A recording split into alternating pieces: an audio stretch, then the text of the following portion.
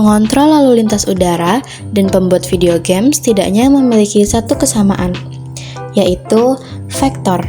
Jadi, apa itu vektor dan mengapa itu penting?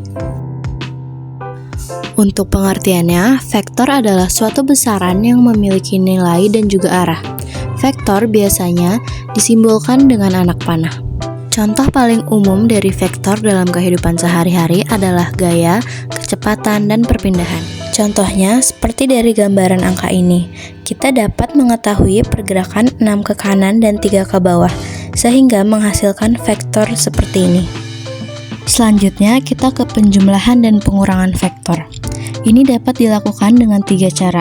Yang pertama dengan metode segitiga, yaitu titik vektor pertama dihimpitkan dengan titik pangkal vektor kedua. Yang kedua ada metode jajar genjang. Titik pangkal vektor pertama dihimpitkan dengan titik pangkal vektor kedua. Perbedaannya, yang satu ujung vektor, yang satu pangkal vektor pertama. Dan yang ketiga ada metode poligon. Prinsipnya sama seperti metode segitiga, hanya jumlah vektornya lebih dari 2 buah. Sekarang kita coba contoh soal. Dari 2 vektor di bawah ini, dengan metode segitiga dan jajar genjang, carilah A F1 plus F2 dan B F1 dikurang F2. Kita mulai dari metode yang pertama, yaitu metode segitiga. Yaitu dengan cara titik vektor pertama dihimpitkan dengan ujung pangkal titik vektor kedua. Lalu hasilnya kita hubungkan titik pangkal vektor pertama dengan ujung vektor kedua. Dan yang hitam ini adalah hasilnya, yaitu F1 ditambah F2. Selanjutnya kita coba dengan metode jajar genjang. Dengan menyatukan pangkal F1 dan pangkal F2, lalu kita buat jajar genjang. Maka garis putus-putus ini akan berpotongan di satu titik, yaitu titik ini. Lalu, dari titik pangkal kedua vektor, kita hubungkan ke titik ini. Dan ini adalah F1 plus F2. Sekarang, kita lanjut ke soal yang B. Seperti metode segitiga sebelumnya, ujung titik F1 bertemu dengan pangkal F2. Namun, karena F2 itu minus, maka F2 yang tadinya mengarah ke kanan menjadi ke kiri. Maka hasilnya F1 dikurang F2 adalah garis yang berwarna hitam ini.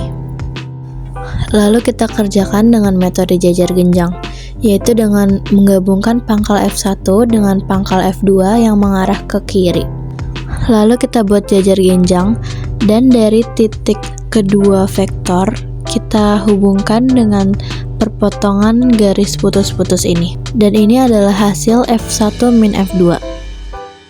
Selanjutnya kita akan coba menyelesaikan soal cerita. Sebuah kapal laut bergerak ke arah timur dengan kecepatan 60 km per jam. Pada saat yang sama, arus laut bergerak ke arah utara dengan kecepatan 30 km per jam. Tentukan kecepatan total kapal serta posisi kapal dalam sistem koordinat. Dalam sistem koordinat, kecepatan kapal bisa dituliskan sebagai vektor 60,0, sedangkan arus laut sebagai vektor 0,30. Sehingga kedua vektor ini dijumlahkan, kita mendapatkan vektor resultan 60,30, yang merepresentasikan kecepatan total kapal akibat gabungan dari arah gerak kapal dan arus laut. Selanjutnya, kita hitung besar dari vektor resultan ini dengan rumus Pythagoras, yaitu akar 60 kuadrat ditambah 30 kuadrat yang menghasilkan akar 4500. Jadi, perkiraan kecepatan kapal laut adalah 67,08 km per jam. Untuk implementasi vektor dalam kehidupan sehari-hari, kita dapat lihat saat memutar baut dengan kunci. Vektor F adalah gaya yang diberikan ke bawah, sedangkan vektor R adalah jarak dari pusat baut ke titik gaya. Dan hasil dari perkalian silang F dan R menghasilkan gaya putar.